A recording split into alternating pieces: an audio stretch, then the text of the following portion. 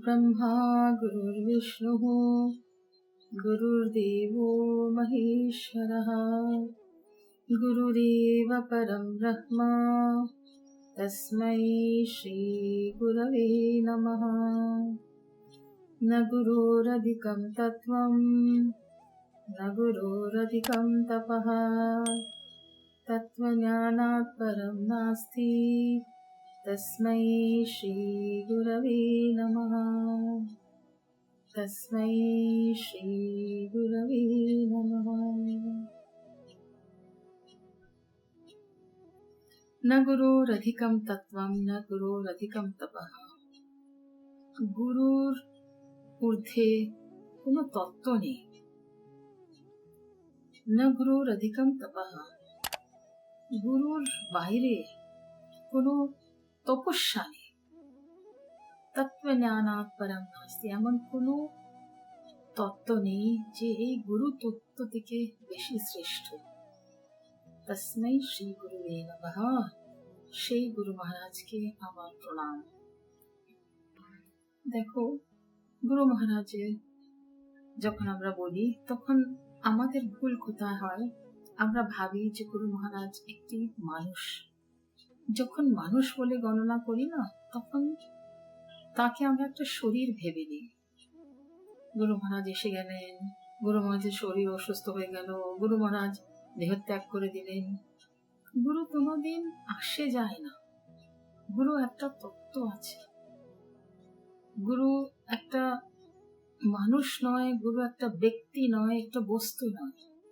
আমরা যখন সেই গুরুকে সেরকম ভাবে গ্রহণ করে নিতে পারবো যে বাইরে গুরু আছে, যে একটা মানুষ রূপে আমাদের সামনে আসছে, তাকে সেটা আমাদের স্বরূপ বলে গ্রহণ করে নিতে পারবো, তখন আমরা গুরুকে তত্ত্বরূপে জেনে নিতে পারবো।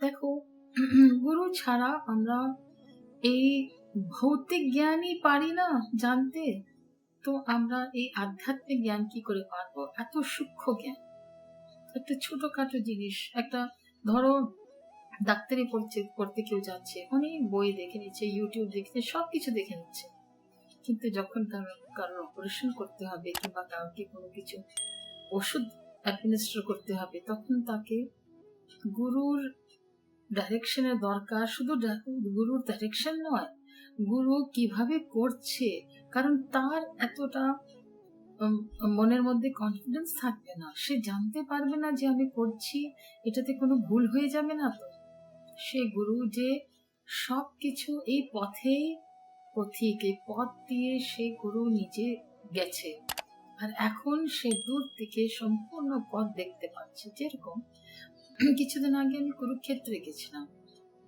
ওখানে একটি যে এক্সিবিশন গুলো আছে না, সেখানে একটি জায়গায় ওই চক্রব্যূহ মানে ওরা তৈরি করেছে। তো এখন যখন মানুষরা ওটা দিয়ে ভেতরে ঢোকে, তো দেখে বুঝতে পারে না কোন দিকে রাস্তা আছে, কোথাও ব্লকেজ আছে, কোথাও রাস্তা সোজা চলে যাচ্ছে। অনেক সময় আমরা ঢুকে গিয়ে দেখছি ও এখানে তো বন্ধ, চলো আবার ফেরত যাই। কিন্তু একটি বাচ্চারা একটা গেম খেলে, কম্পিউটারে কিংবা মোবাইলে গেম আছে, ওটার মধ্যে থাকে যে এই ইঁদুরটা এ পার থেকে ও পার যাবে, ওকে সবচেয়ে তাড়াতাড়ি কোন রাস্তাটা ওটা দিয়ে নিয়ে যাও। তো ওরা এরকম জিগজ্যাগ অনেক কিছু তৈরি করে রেখেছে, কিন্তু যে গেম খেলছে সে দেখতে পারছে যে কোন রাস্তা দিয়ে, এটার মধ্যেও তাকে চতুরাই করতে হবে, একটু অ্যালার্ট থাকতে হবে, সতর্ক থাকতে হবে, জানতে হবে, পুরোটা দেখে নিতে হবে, সম্পূর্ণটা দেখতে হবে। তো যে সম্পূর্ণটা দেখে জেনে নিতে পারে যে কোন রাস্তা দিয়ে তাড়াতাড়ি যাওয়া যায়, সে তাকে বের করে নিয়ে যেতে পারবে।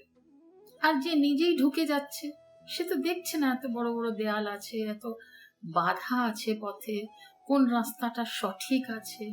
সেরকম ভাবে আমরা হয়তো সবকিছু জানি। আজকাল গুগল গুরু রয়েছে, কত নানান যন্ত্র রয়েছে, যেটার মাধ্যমে কত প্ল্যাটফর্ম রয়েছে, যেটার মাধ্যমে আমরা অনেক কিছু জানতে পারি।